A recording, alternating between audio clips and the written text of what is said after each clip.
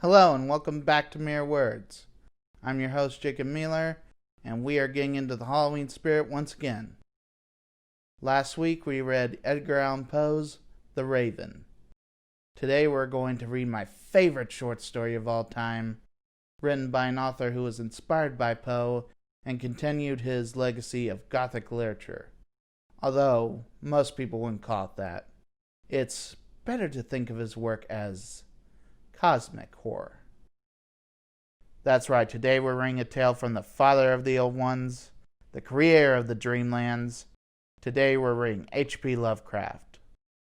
Lovecraft was a recluse whose work never really got popular in his very short life in the 1930s. After his death, his work was published by some of his few friends, Don Wandrei and August Derleth. Lovecraft's work is best known for its themes of decay, scientific progress, fragility, and man's insignificance in the universe.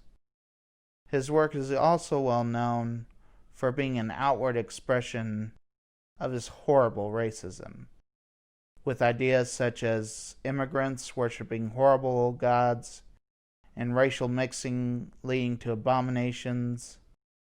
It's easy to understand why Lovecraft's work is so controversial and why many can't read him because of it. But for those willing to look past the author, they find a deep well of inspiration, inspiring very talented artists such as Neil Gaiman, Guillermo del Toro, John Carpenter, Junji Ito, Stephen King, and a wide variety of other artists from many different cultural backgrounds. Alright then, let's waste no time and jump into the deep, ancient wells of an unforgiving universe. For your reading pleasure, I present The Outsider by H.P. Lovecraft.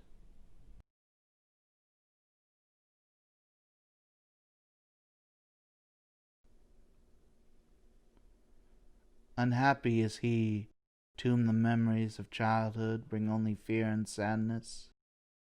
Wretched is he who looks back upon lone hours in vast and dismal chambers, with brown hangings and maddening rows of antique books, or upon odd watches in twilight groves of grotesque, gigantic, and vine-encumbered trees that silently wave twisted branches far aloft.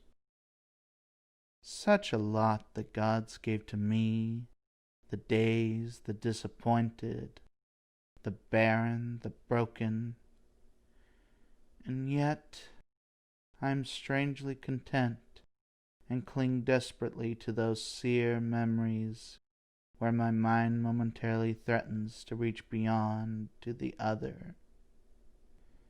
I know not where I was born, save that the castle was infinitely old and infinitely horrible, full of dark passages and having high ceilings where the eye could find only cobwebs and shadows.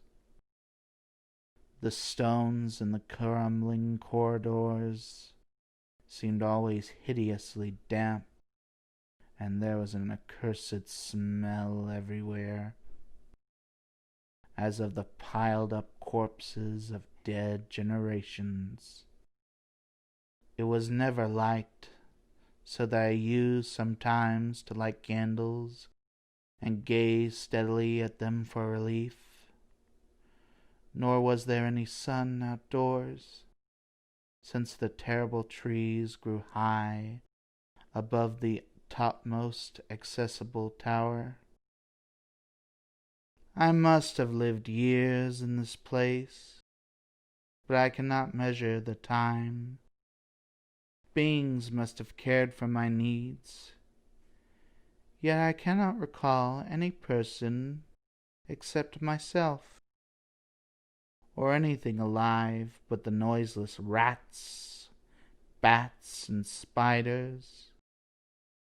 I think that whoever nursed me must have been shockingly aged, since my first conception of a living person was that of something mockingly like myself, yet distorted, shriveled, and decaying like the castle.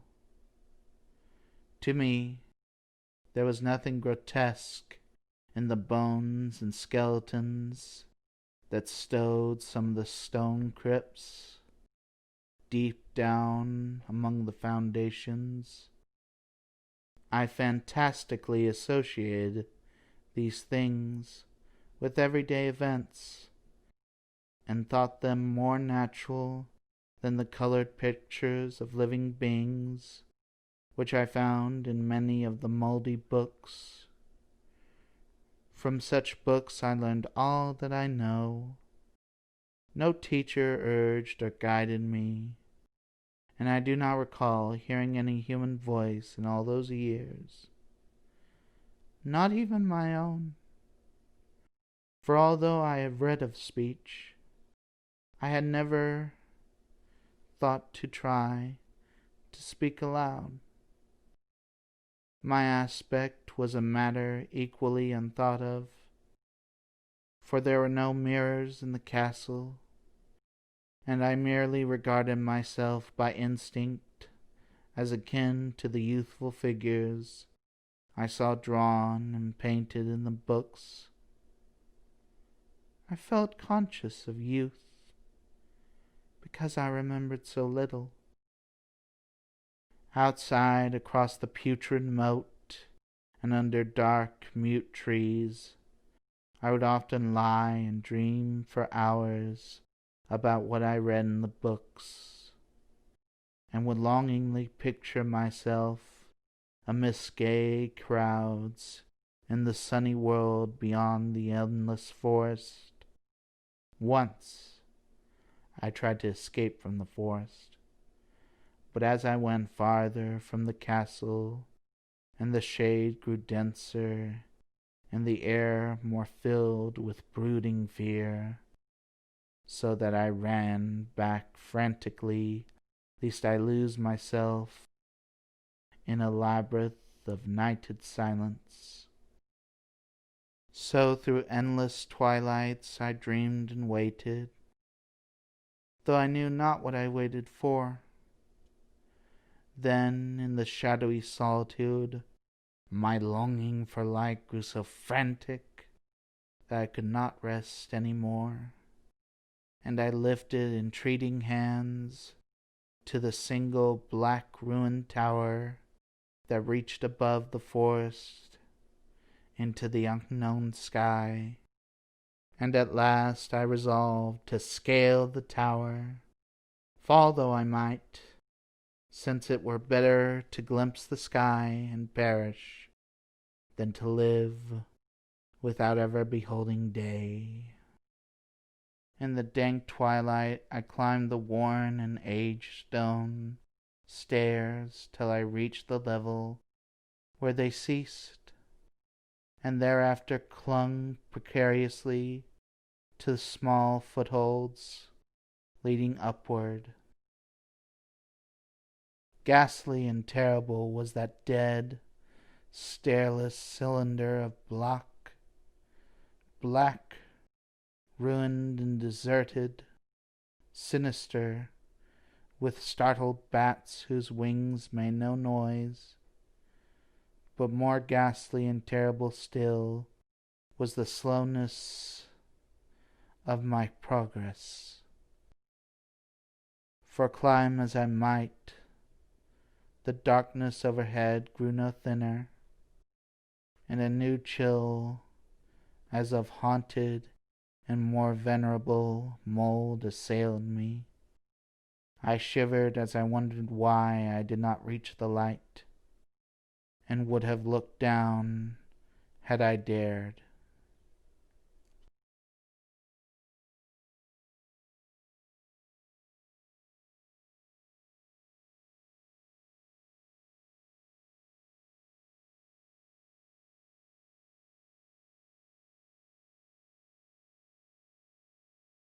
All at once, after an infinity of awesome, sightless crawling up that concave and desperate precipice, I felt my head touch a solid thing, and knew I must have gained the roof, or at least some kind of floor.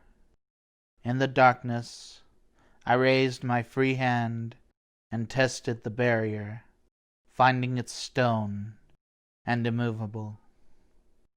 Then came a deadly circuit of the tower, clinging to whatever holds the slimy wall could give, till finally my testing hand found the barrier yielding, and I turned upward and again, pushing the slab door with my head as I used both hands in my fearful ascent.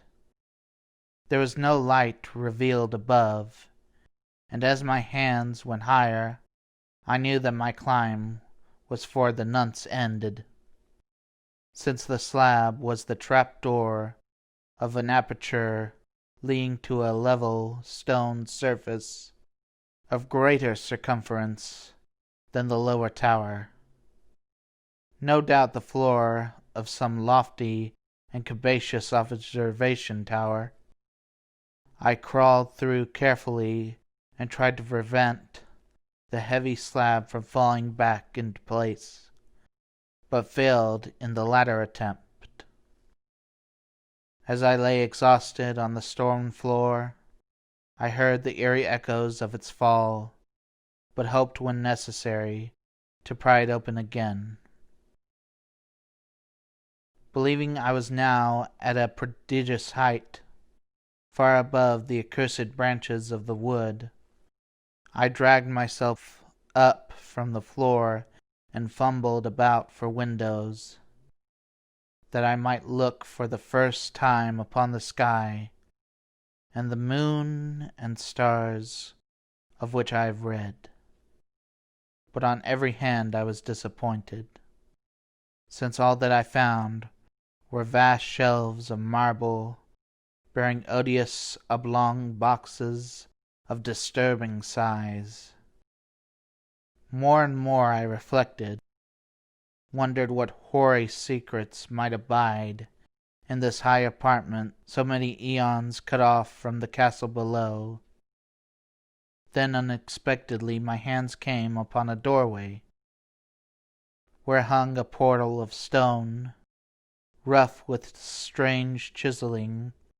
Trying it, I found it locked, but with a supreme burst of strength, I overcame all obstacles and dragged it open inward. As I did, so came to me the purest ecstasy I have ever known, for shining tranquilly through an ornate grating of iron and down a short stone passageway of steps that ascended from the nearly found doorway, was the radiant full moon, which I had never seen before, save in dreams and in vague visions I dare not call memories.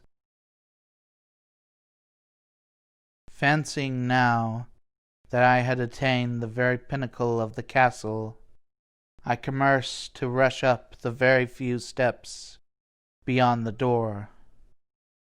But the sudden veiling of the moon by a cloud caused me to stumble, and I felt my way more slowly in the dark. It was still very dark when I reached the grating, which I tried carefully and found unlocked, but which I did not open for fear of falling from the amazing height to which I climbed. Then the moon came out. Most diabolically of all shocks is that of the abysmal, unexpected, and grotesquely unbelievable.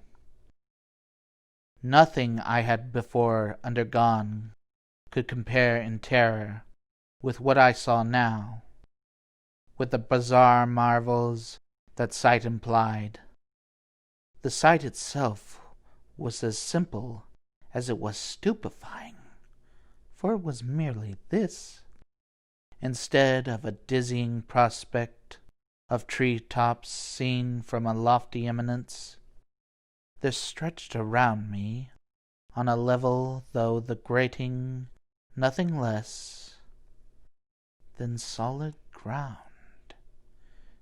decked and diversified by marble slabs and columns, and overshadowed by an ancient stone church, whose ruined spire gleamed spectrally in the moonlight. Half unconscious, I opened the grating and staggered out upon the white gravel path that stretched away in two directions. My mind, stunned and chaotic as it was, still held the frantic craving for light, and not even the fantastic wonder which had happened could sway my course. I neither knew nor cared whether my experience was insanity, dreaming, or magic, but was determined to gaze on brilliance and gaiety at any cost. I knew not who I was, or what I was, or what my surroundings might be, though as I continued to stumble along, I became conscious of some kind of fearsome, latent memory that made my progress not wholly fortuitous.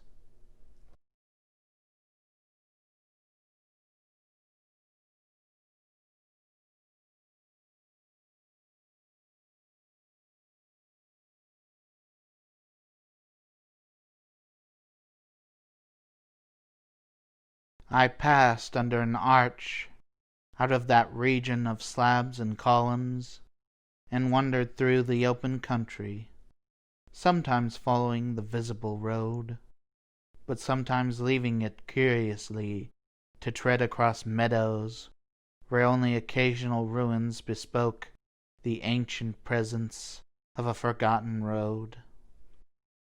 Once I swam across a swift river where crumbling, mossy masonry told of a bridge long vanished.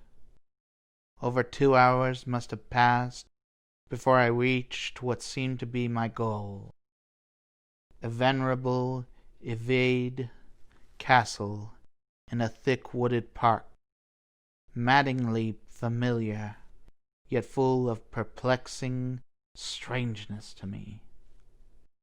I saw that the moat was filled in, and that some of the well-known towers were demolished, whilst new wings existed to confuse the beholder. But what I observed with chief interest and delight were the open windows, gloriously ablaze with light, and sending forth sound of the gayest revelry.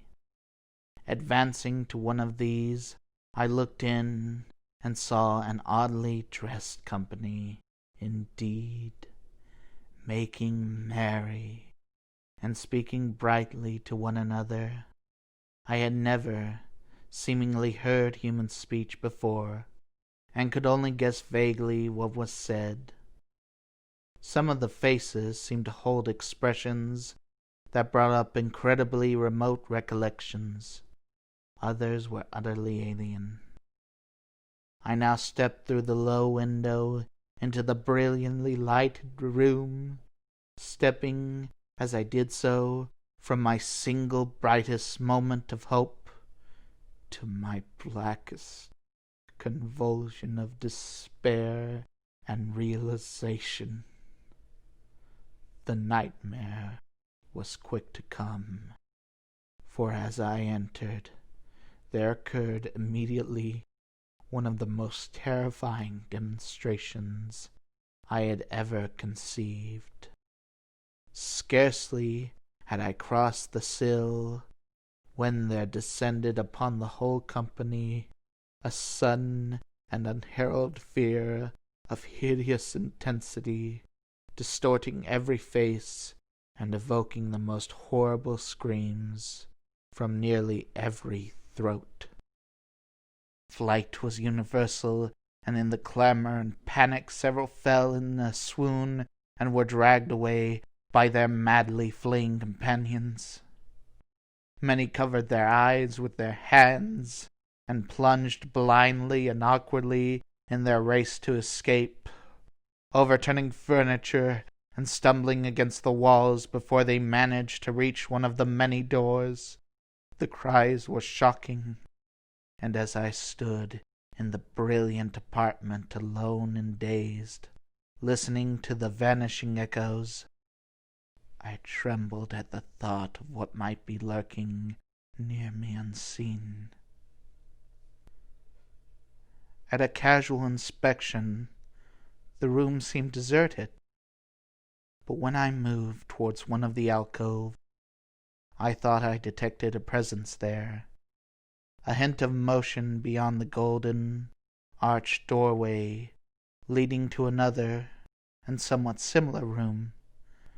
As I approached the archway, I began to perceive the presence more clearly, and then, with the first and last sound I ever uttered, a ghastly adulation that revolted me almost as pungently as its noxious cause, I beheld in full, frightful vividness, the inconceivable, indescribable, and unmentionable monstrosity which had, by its simple appearance, changed a merry company to a herd of delirious fugitives.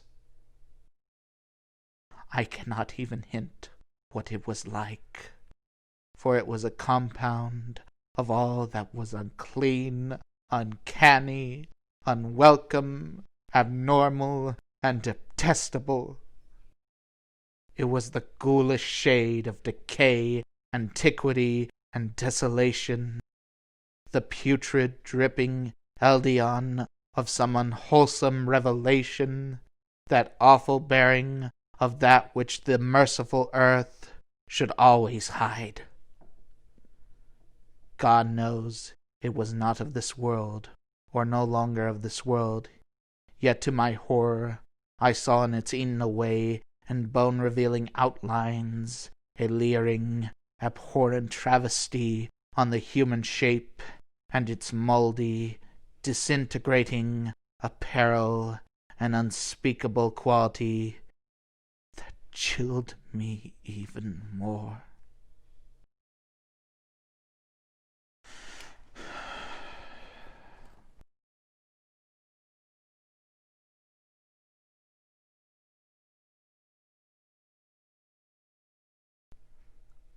I was almost paralyzed, but not too much so to make a feeble effort towards flight.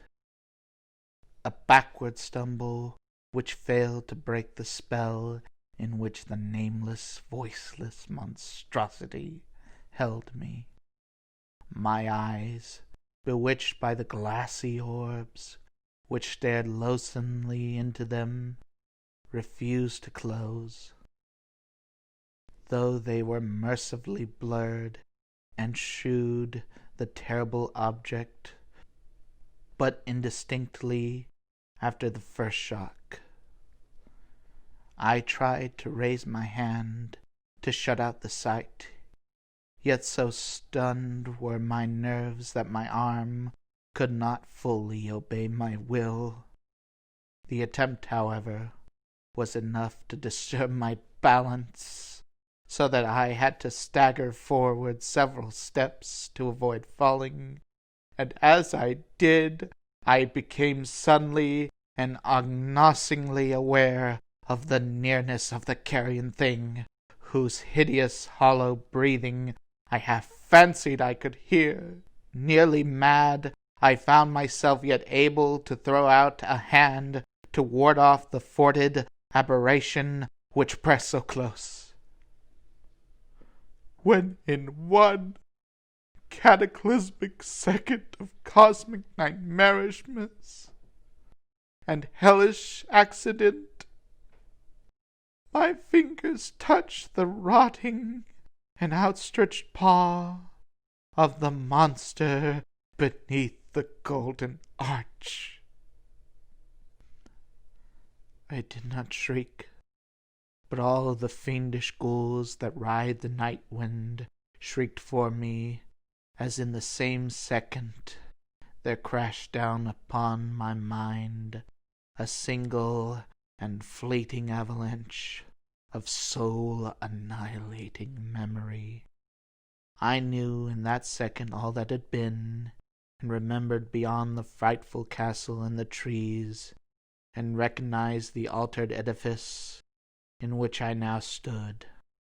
I recognized, most terrible of all, the unholy abomination that stood leering before me, as I withdrew my sullied fingers from its own. But in the cosmos there is balm as well as bitterness, and that balm is Nepenthe. In the supreme horror of that second, I had forgotten what horrified me, and the burst of black memory vanished in a chaos of echoing images. In a dream I fled from that haunted and accursed pile, and ran swiftly and silently in the moonlight. When I returned to the churchyard palace of marble, I went down the steps. I found the stone trap-door immovable, but I was not sorry, for I had hated the antique castle and the trees. Now I ride with the mocking and friendly ghouls on the night wind, and play by day amongst catacombs of Nethrenka, and in the sealed and unknown valley of Hadath by the Nile. I know that the light is not for me, save that of the moon over the rock tombs of Neb, nor any gaiety, save the unnamed feast of Nitocris beneath the great pyramid. Yet, in my new wildness and freedom, I almost welcome the bitterness of alienage. For although Nepenthe has calmed me, I know always and forever that I am an outsider, and a stranger in the century among those who still call themselves men.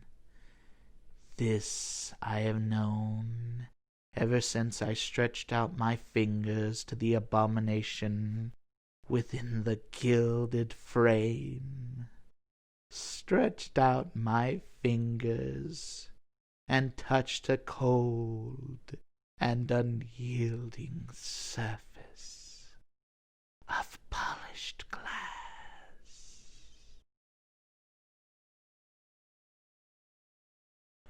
Whew. Well, that hits too close to home. Thank you very much for joining me today. I really enjoyed today's story. If you have any suggestions on what kind of poetry you'd like to hear on this show, send an email to jdm154@shsu.edu, and I'll take a look. That'll be good for today. Have a happy Halloween, and hopefully more happy holidays to come. I'll see you soon. Farewell.